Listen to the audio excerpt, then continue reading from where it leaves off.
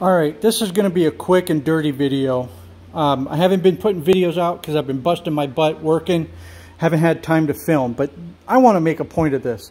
And general malfunction. C is for crap, I guess.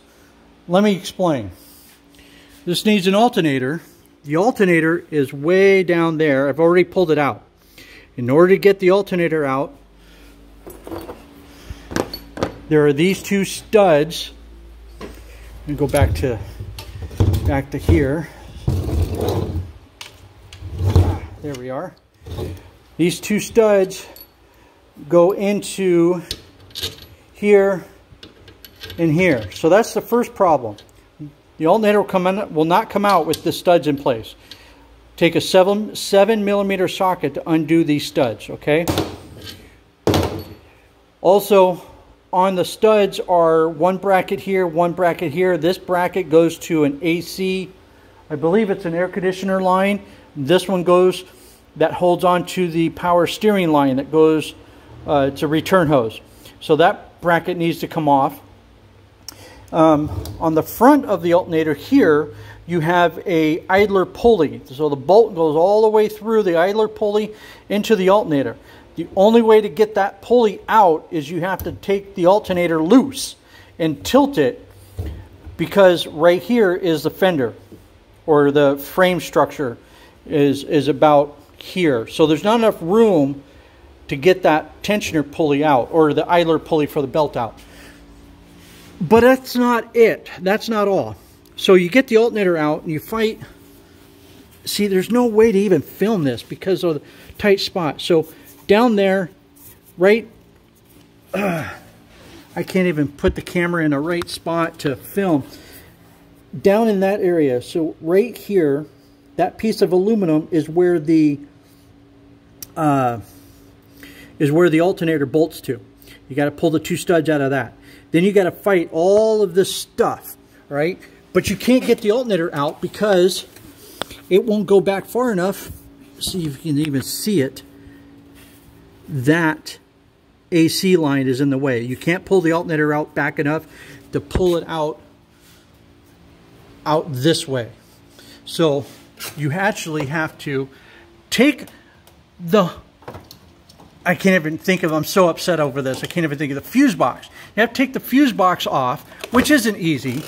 Then, once the fuse box gets kind of sort of out of the way, let me get this oriented right. The fuse box sits on this bracket. You got a tab here, a tab here. There's a tab here. This one's hidden. Don't forget this one.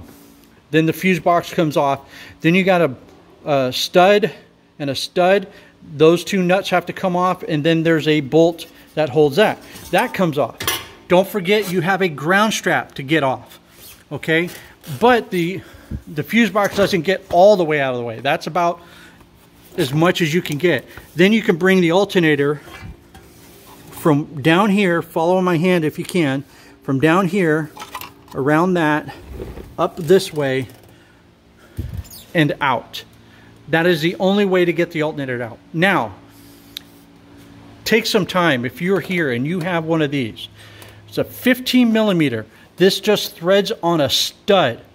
Problem is, they painted that stud from the factory. So you have resistance between this and the stud that this is threaded onto.